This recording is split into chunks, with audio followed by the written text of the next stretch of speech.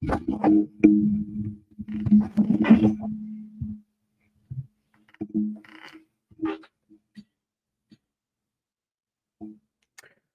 good, family? This is Antoine Smalls with Financial Blueprint.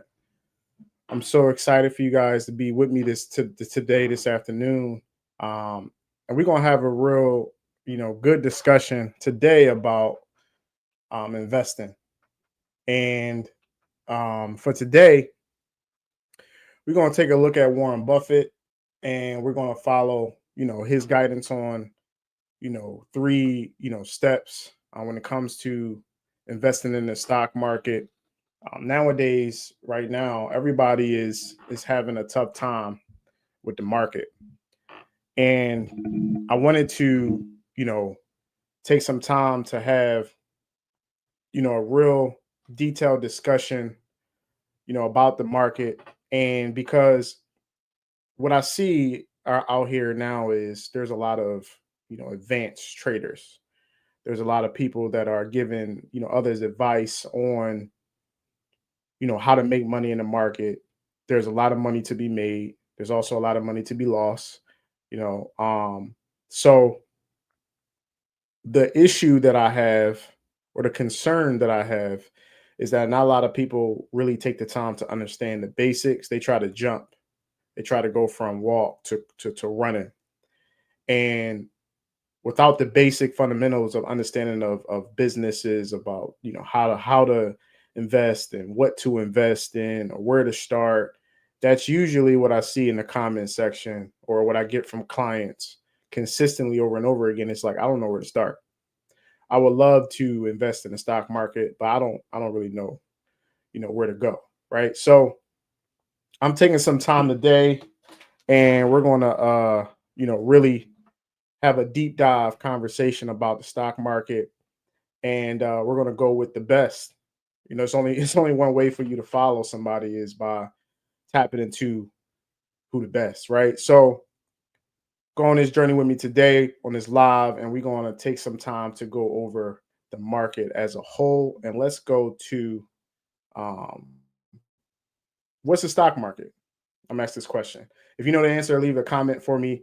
Remember, hit the like button, subscribe to the channel. What is the stock market? Let's go into it.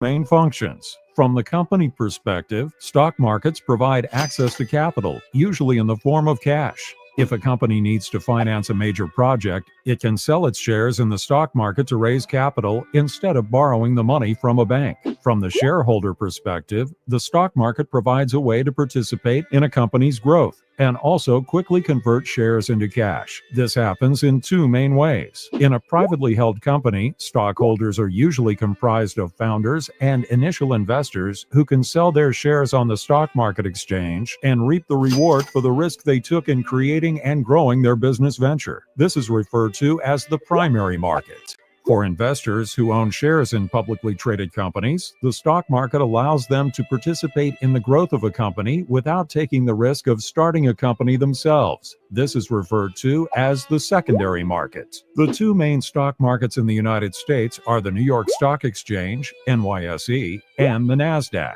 Foreign stock exchanges include London Stock Exchange, Hong Kong Stock Exchange, Euronext, and Deutsche Börse. In the early days of the stock markets, stocks were traded on the floor of the exchange person to person. Now almost all stock trades are done electronically.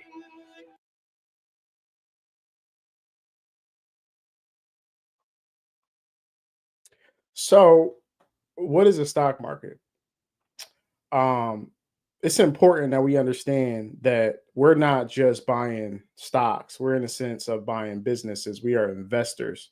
So it's all about asset ownership. We want to continue to own assets, own businesses long term, and we want to make money off of that business. So a company, a business would be able to provide, shares of stock.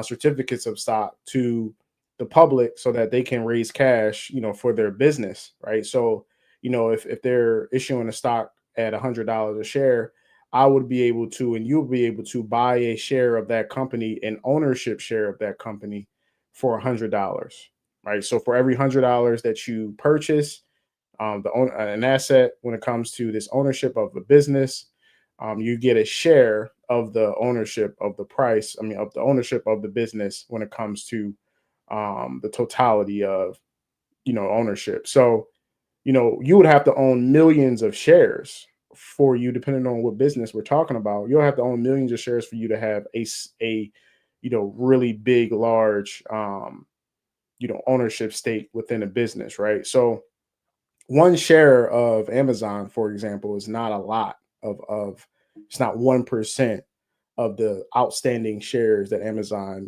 gives out from a publicly traded side. But, the more you can accumulate over time, the more ultimate money you make in the long run, right? So before we get into Warren Buffett, it's important that we understand what the stock market is.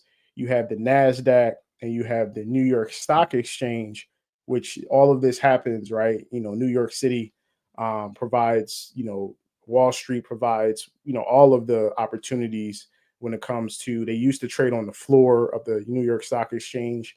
Now you can actually buy stocks on computer, electronically, on your phone, etc. Right? So it gives us the opportunity now to be able to just buy whenever we want to or sell, within that daily, the stock market's open. So that is the stock market. And we know that over time, due to inflation, due to higher prices and goods and services, that it's not just about making money, with your job. You have to find ways to make passive income outside of your work, right? We talked about the cash flow quadrant last week, and we broke down how you can, get income and utilize cash flow to, impact your life in a positive way. Well, one of these ways is stocks, right? So we're about to go into Warren Buffett's philosophy and some quick rules of how what he does when it comes to trading and investing long term, and how that impacts his life, and how we should invest ultimately in our future.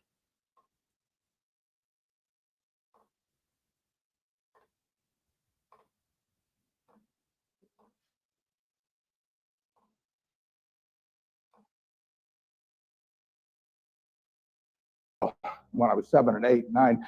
And so unfortunately, I didn't get started until I was 11.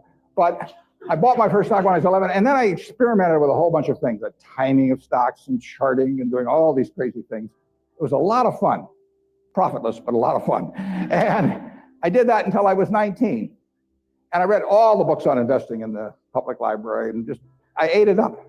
It was fascinating to me, but I had no framework. I was just searching for something. I was hoping that little things on a chart would tell me something about what a stock was going to do. It was kind of crazy, but everybody else was doing it, so I figured I'd do it too. Sometimes you turn the chart upside down, it still wouldn't help. Then in 1949, I read The Intelligent Investor by Ben Graham. We're going to stop here for 1 second, right? So this book, right?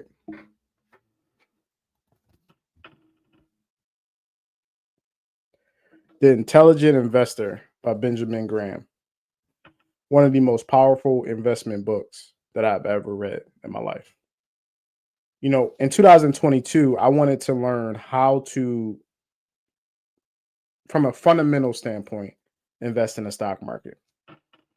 And at the time, I was deployed overseas for the Army, and I had no real understanding of what how to invest in the stock market. I was trading a little bit, but fundamentally, I didn't understand what I was ultimately doing when it comes to ownership of assets over time, right? So I took the time and I read about 13 books that year. And one of the books was The Intelligent Investor. And as Warren goes more into, the philosophy and the understanding of investing in the stock market, if you have not purchased this book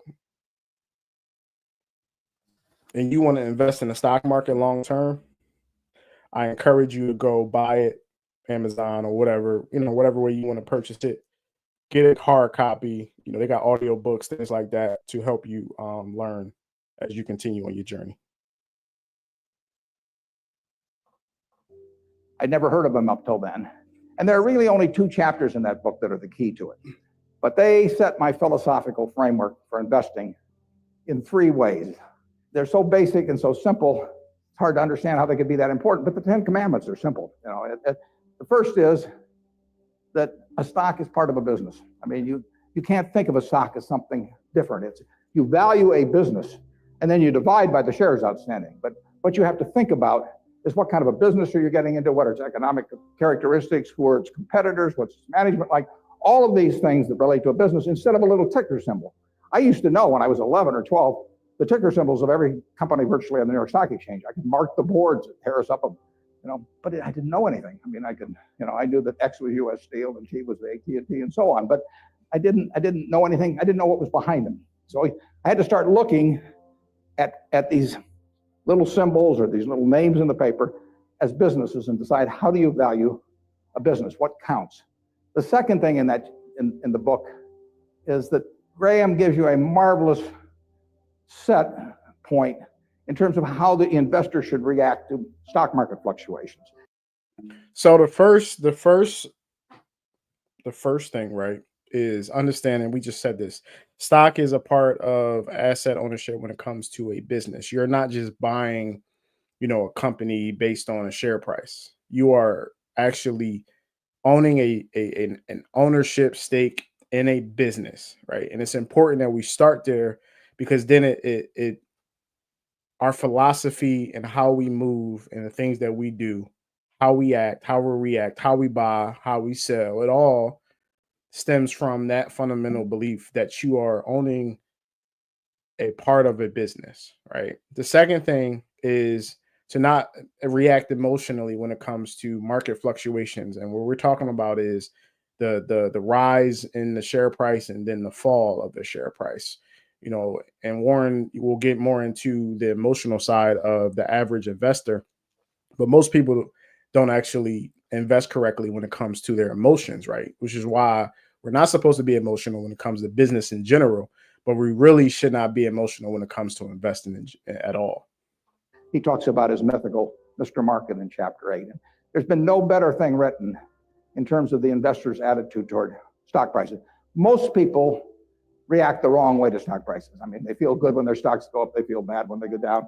They think the stock market is there to instruct them. And Mr. Market is this partner you have in investing. He's a remarkably obliging partner. This guy comes around every day and he tells you what he'll pay you for your interest in the business or what he'll sell you more at the same price. Nobody ever does that in private business. If you and I owned a gas station together, and I said, every day I want you to come in and offer me your half interest in the station, and I can either buy your half or sell you my half at the same price, and you have to come in every day and do it, you'd be at a terrible disadvantage. And you'd be at a particular disadvantage if you're Mr. Market in the market, because Mr. Market, our friend in the market, who obligingly gives you those figures every day, different figures at the end of the day and the start of the day, but he's naming a price at which you'll either buy or sell. The beautiful thing about him is that this guy is an alcoholic manic depressive. I mean, he is as unsound as they come. He wanders around all day, and looks at the crazy things, and he's going to name all kinds of crazy prices. And you don't have to pay any attention to him, except when it's to your advantage to do so. If that's once a year, if it's once every 5 years, it's one stock out of. That's so powerful. The powerful point he's making is a lot of people, especially traders, we watch the market every day, right? You're just like fully engaged at all times.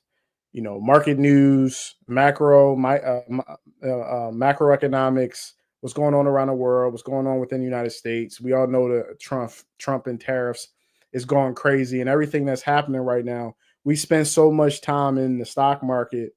I wake up on a daily basis and I put it on CNBC and I'm starting, watching, the pre-market and seeing where if it's going up or down. I'm looking at interest rates. I'm doing all of these things. But what Warren is saying is no. His recommendation and his rule is number 2 is do not get affected emotionally by market fluctuations and the market share prices of stocks and how much they move up and down on a daily basis. He said it's not important. And this is something that as someone that's been investing in the market for years now, it's not an easy thing to do. Is to just put it down. Meaning, buy the shares of the stock, put it down. The next time you come back into your portfolio is when there's a new opportunity to buy more. And that's what he's saying. He's saying when the stock price is going down and it's a drunk guy and it's having a bad few months or a bad month or a bad few weeks, and there's a new opportunity to buy at a lower price, you go back in and you buy. And what he's saying is it might only happen once a year.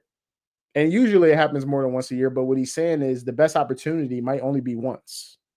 And you have to be non-emotional enough to not worry about the price today versus tomorrow. You're buying businesses long-term. You're owning it for the rest of your life. You might be passing it down to a child or two. But ultimately, we don't need to care about share prices on a daily basis. We want to take advantage of when opportunity comes, when the share price is going down enough to where we look at it and say, okay, I want to buy it at that discount. 3,000.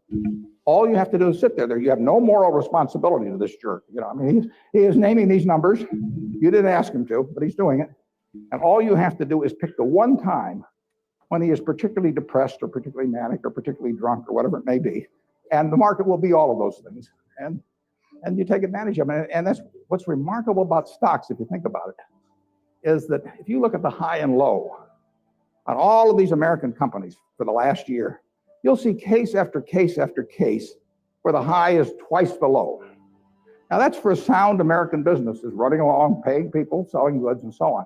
If you go out and look at farmland 10 miles from here, there's no way in the world over a year that the farmland is going to range in value from X to 2X. It maybe go from X to 110% of X or vice versa.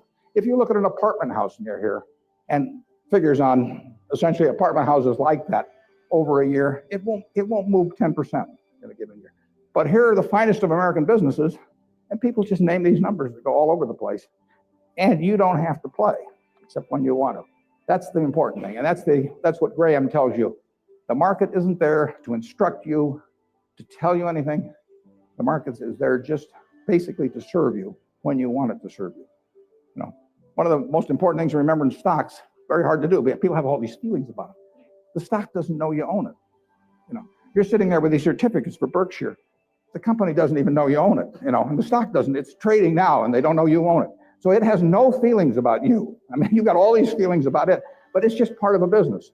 If Berkshire is worth 75,000 times 1.5 million shares, roughly 110 billion or something like that, it's a good investment. If it isn't, it's a lousy investment. And you have to value the business. And Graham, in another video, we'll get into how you value stocks, right? But what he's saying there is, if you don't feel comfortable buying a stock at a share price, then don't buy it. What's the need to buy at all times? That's what he's saying. Why do you buy next week? What's the reason? Because the stock price is at $105 versus 100? Or is that 95 versus 100? Like, what's the reason why you buy? Right? He's saying that you don't need to look at the market on a daily basis. And I need to learn this myself. You don't need to pay attention to share prices all the time. You only need to buy when you feel as though the stock is at a good price for you to buy. There's no emotional side to this. This is just strictly math and research and understanding. And when you as an investor feel comfortable enough to buy a stock, right? And he goes further into talking about how he doesn't even care about share prices. He cares about, the value of a company, which that's a little bit more advanced, but let's keep going. It's amazing, but people don't do that in Wall Street. You hear price targets or that kind of thing, but you'd see no one write a paper that says, here's the nature of this business over the next 20 years. What should that business sell for? Forget about what it's selling for. In fact, one of the things I always like to do when I'm looking at investments is I like to look at them without knowing the price. because if you see the price, it automatically has some influence on you. If you just sit down with the reports, if I get an idea about looking up a company and I get the 10Ks and so on, I would rather not know the price because I'd rather value it without knowing the price. When I used to handicap horses when I was a kid, one of the things I would do is I'd get the racing form ahead of time. And if there were 9 horses in a race, we'll say, obviously the probabilities of each one winning the race had to add up to 100%. I mean, one horse was going to win the race absent a dead heat or all of them dropping dead on the backstretch. So if you went through the racing form and I would look at the 3rd race at Hialeah, I would try to figure out the percentage chance of each horse winning a race, and that had to add to 100%. Then I would compare those percentages to the odds. But first of all, I wouldn't look at the odds first. I would look at the past performance and all of that thing first. Stock market's the same way. Third thing in Graham's book is the margin of safety. If you come up to a bridge and it says capacity 10,000 pounds and you're driving a 9,800 pound truck, you drive down further and find another bridge. I mean, nobody knows exactly what that capacity is, and sign may have been put up 3 years ago. So you always leave a margin of safety. You don't try to cut things that close. You wait till something kind of shouts at you in the stock market. Margin of safety. That is an important aspect of this. And as we keep going on this journey moving forward, it's important that we understand what margin of safety means. And I'm gonna just give you an example, practical example. Let's say we have Apple, and Apple is valued at $100 a share, not the share price. This is the difference. Let's say Apple is valued at, meaning revenue, outstanding shares. It's a whole calculation that bases what the value of a company is based on a lot of different factors, right? So we do the math, we figure it out. Okay, cool. So Apple's valued at, if it's sold today, if we sold the business, it's valued at $100 a share, right? A few years ago, Elon Musk bought Twitter, and he bought Twitter, I think, at around like $49 billion. It might have been low 50s. I can't remember, but he bought Twitter at, let's say, 50 billion. So at the time when Twitter's share price was around $47 to $50 a share, Elon basically took the plunge and said, I want to buy Twitter. Twitter is now not a publicly traded company. It's a private company. But at the time that he bought Twitter, it was valued at around $47 to $49 billion. So let's go into Apple, for example. Let's say Apple is valued at $100 a share. A margin of safety would mean that you would not buy Apple at $100 a share. Because what Benjamin Graham and Warren Buffett is basically saying is you want to get it at a discounted price, right? And that discounted price is usually around 20 to 25% discount, which means that you have a margin of safety just in case the share price will go down, right? It's more likely because you bought at a discount that the price will go up versus coming down. Now, if you bought Apple at $100 a share, you don't have no margin of safety, which means if the share price goes down, you're in the red, right? But if you were to buy it at 20 to 25% discount and you're getting it at 85, 80, $75 a share when it's actually valued at $100 a share, you're now giving yourself a 20 to 25% margin of safety discount on the actual real evaluation of what Apple is basically valued at, right? So this is the value investing philosophy. So at all times, we want to buy things at discounts. I said it in the previous video. When you go to the store and you're trying to buy some clothes, you want to go when it's 25% discount. You want to go when there is a deal, as we say. Stock market's the same way. Buffett is saying, pick the company that you love, do the research, figure out the valuation, and then try to get it at a lower share price based on what that valuation is, which is 20 to 25% of a discounted share price. So that's margin of safety. And if we, circle back on what he said, number one is you buying a stock is ultimately owning a business. It's an asset. So you want to own businesses and you want to own assets long term and allow those businesses to make you money passively. Number two, emotional, right? When it comes to you being emotional, we don't want to be emotional when it comes to investing in the stock market. And we want to, in some cases, stay away from the day to day, week to week, looking at share prices. We want to jump in and take advantage of those opportunities when stocks go down, which we are currently in right now, which is why I'm doing this right now, why I'm making this video, because this is a great opportunity now as the market has dipped almost 10%. We have companies like Nvidia that's dropped over 25%. You got Tesla that's down over 50%, right? We have stocks right now at a huge discount. So I wanted to make sure I created this live to provide some information to you guys. If you haven't started investing, this is a great time to start as we move forward and we talk about a few more things, right? So last but not least, try to, when opportunities present itself, for you to get a margin of safety at least minimum 25 to 25% of the valuation of a company per the share price. So again, the valuation of the company is X. You want to get it at a 20 to 25% discount on the share price of whatever that valuation is, right? So that's a little bit more of an advanced thing. You gotta really understand the calculations and how to figure out what the valuation of a company is, and we'll jump into that in the near future when it comes to doing that, right? So how do we choose stocks? Because yes, I can tell you right now, hey, go get a broker account, go pick some stocks. But how do you pick businesses, right? So let's talk about that. Let's get into that. And with those three principles, you can build all kinds of structures on that. But that's the foundation. And if you got that in mind, and that's in the intelligent investor, I've never found anything that remotely compares with it. All three of the ones you can't get rid of one leg of the three-legged stool and still have a good investment philosophy. But I would say that the most important thing over a long period and working with big money is to understand the business.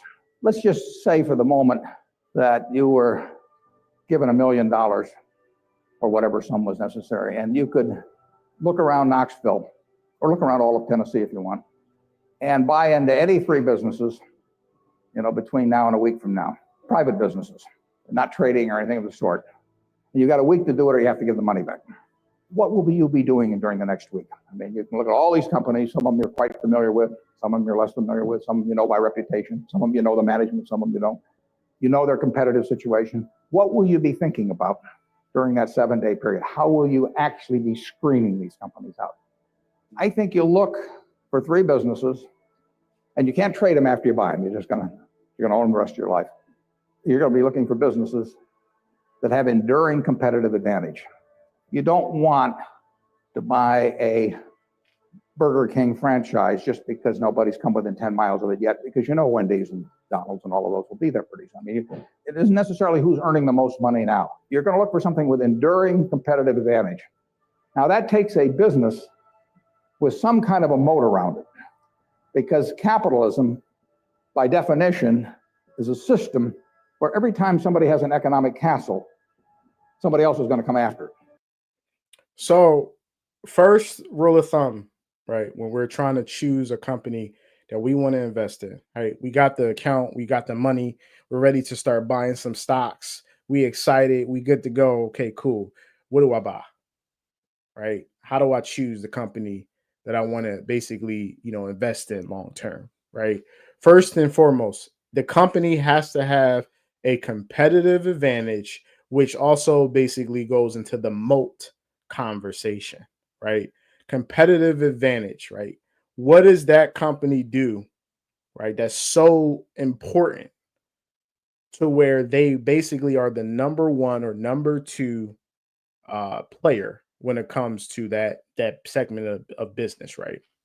So an example of this would be, let's say, who is the number one no, let's not do retail. What is the number one technology company in the world? what comes to your mind when you think technology? Oh, let's talk about arcade computers. Um, we got monitors, internet. What comes to mind, right? The number one technology company in the world, I would argue, is Microsoft. Microsoft basically is in everything, right? We use it on a daily basis. People use computers. We use their applications, right? You know, as someone that works for the government, Microsoft has the government contracts, right? We all utilize, Outlook, and basically Teams and all of these, applications when it comes to, Microsoft. So Microsoft has a competitive advantage over other companies because they have this conglomerate that they've built over time, right? So when he's talking about a castle, what he's saying is when you build a castle and you think about the castle as the company, as the business, right? And it's high walls. Think about the old school stuff where they used to fight each other, but the walls were so high, like Troy, for example, the walls were so high to where no one could invade Troy because they were so well, established as a business. That's what he's saying about a moat, right? People will try to come and take you over. There will be capitalism, businesses trying to come and take you over, but you're so strong of a company that you have a competitive advantage that's so large that people can't compete with you, right? So the first thing that we want to pay attention to when it comes to choosing a stock is we want to get a great business that have a competitive advantage that's almost nearly impossible to compete with. It's just the nature. If you open a restaurant that's successful here in town, somebody's going to take your menu, probably take your chef, maybe cut your price, maybe offer a little more parking, maybe be a better okay, whatever. I mean, capitalism consists of going after the other guy's castle. If that's the case, you want a castle with a big moat around it. There's a lot of ways you can have a moat around something. You could have it by patent protection. You could have it by location in certain areas. I mean, if you have something in people's mind, like Coca-Cola, 6 billion people in the world, practically all of them have something in their mind about Coca-Cola, largely favorable. They don't have anything in their mind about RC Cola. And if RC Cola spent $1 billion advertising, they wouldn't have anything in their mind about RC Cola. But they've got something in their mind about Coke, and generally it's favorable. That's why Coke wants to be where people are happy, because they want to be at the theater. They want to be at Disney World. They want to be at the World Series. They want always have you drinking that drink of Coca-Cola while at the same time experiencing happiness. And if they do that, they're going to sell a lot of Coca-Cola. And it won't make any difference if somebody is a half a cent less on some serving of Coke. So that's an enduring competitive advantage. And you want it run by honest and able people. You don't want to go in with a crook, and you don't want to go in with a dope. Now, the best businesses to buy are the ones where you could have a dope in there. I mean, all right. So number two, you want great management. We want to have, the CEO, all of the people, the executives, the board. We want a business that have really good management, a great CEO, somebody that's going to run the company the right way, that's going to do the right things. So one, again, competitive advantage. Two, a great CEO.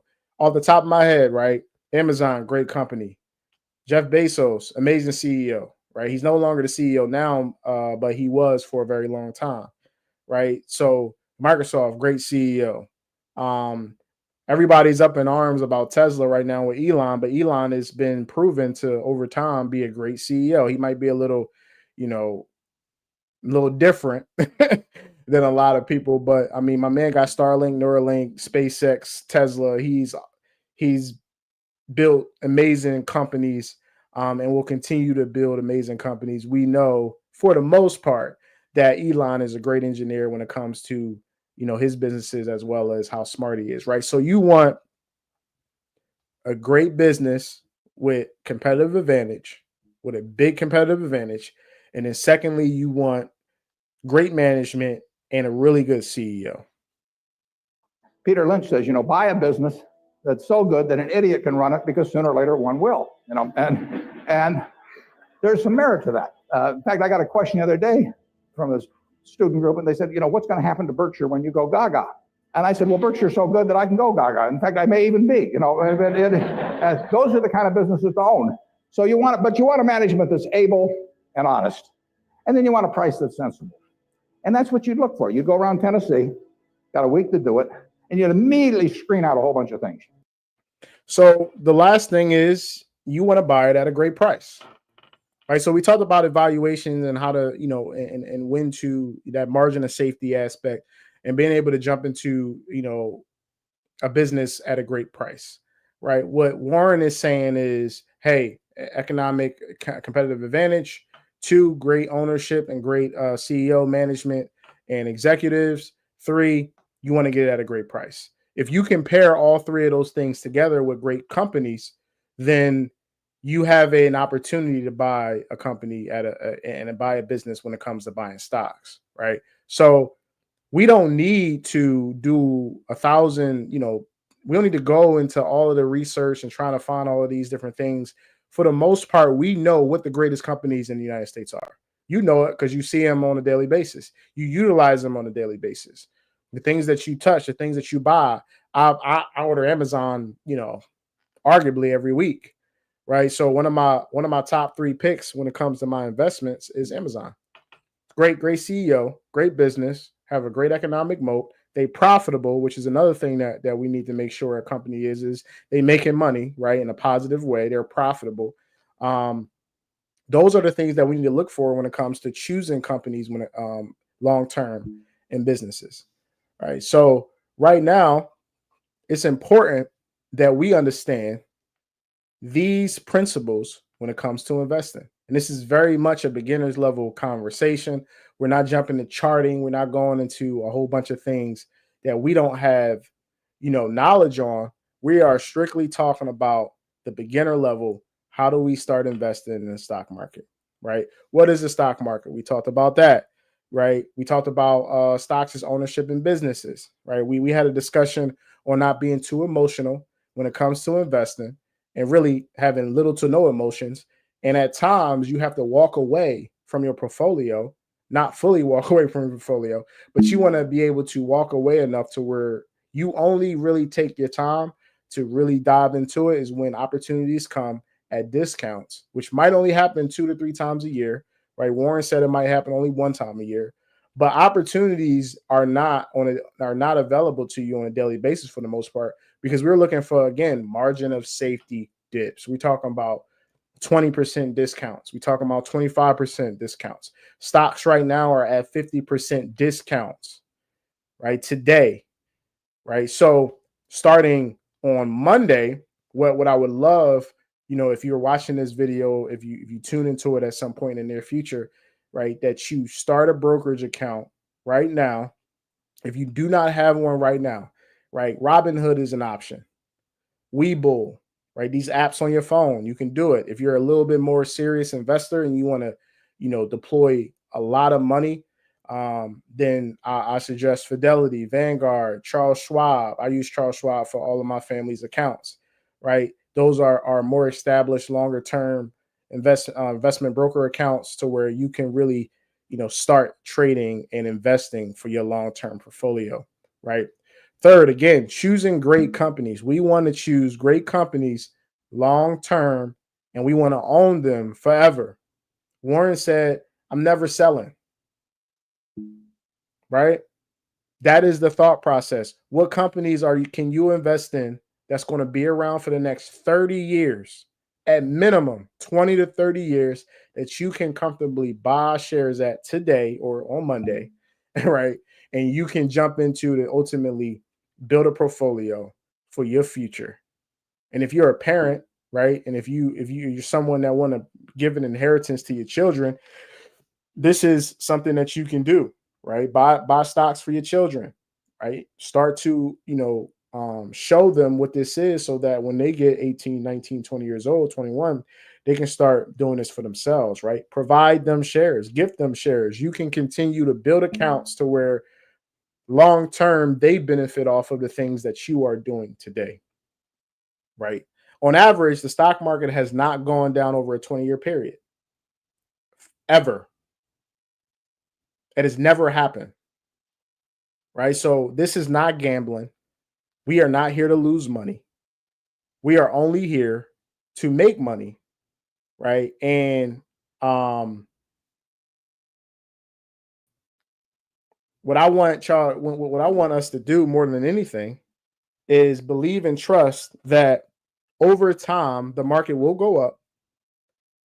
You will buy stocks at great prices. You will choose the best companies in the world that have economic competitive advantages and that have a great moat. You will not be emotional when it comes to investing. When you see red in the market, this is not the time to sell. Right now, this is a great opportunity for you to buy. This is not the time to sell. Psychology will tell you that when you see red, it's what do we see with red? Stop. Right? When we're driving, you see a stop sign that's red, it tells you to stop. Psychologically, we have been bred to think that selling when it's red, oh, we're going to panic or we're going to sell. And then when it's green, when the market's going up and it's green, we're going to buy. You have to kind of retrain your psychology to think the opposite. Warren Buffett has a quote where he says, buy when others are fearful and sell when others are greedy. So when fear comes in the stock market, it's when the market is going down right now. Fear, extreme fear right now. This is not the time to sell your shares. This is time to buy more. This is the time to think and to appreciate the dips that is available to you today, right? And pick the great companies that you want to invest in over the next 10 to 20, 30 years. There might be more pain. There might be more red. We have Trump with tariffs. We got a lot of stuff with Doge with Elon. We got layoffs. We got a lot of issues going on across the world and within the United States. And you might see more red over the next couple of weeks. But I encourage you, this is not the time to sell your shares. If you have not started investing, this is the time. This is the time. Right? So, I appreciate y'all, man. Subscribe to the channel, hit the like button, and we're going to continue to talk about these things. But I really wanted to take the time on this Saturday to dive into the stock market from a beginner level, right? We know we got traders, we got advanced level conversations when it comes to the market on a daily basis. But when it comes to the beginner level, this is so important, right? If you don't know the fundamental, basis of investing in the stock market, trying to trade is nearly impossible. Start slow, get, like a baby, start crawling, stand up, slowly start walking. And then as you continue to learn, as you continue to progress, you can run as fast as you possibly can in your future to make as much money as you possibly can. And then last but not least, as I said earlier in the book, Intelligent Investor, it is an amazing book by Benjamin Graham. If you want to just get a fundamentally about the market, investing, and owning shares of businesses long term. I appreciate y'all. I love you guys. Talk to you soon. Peace.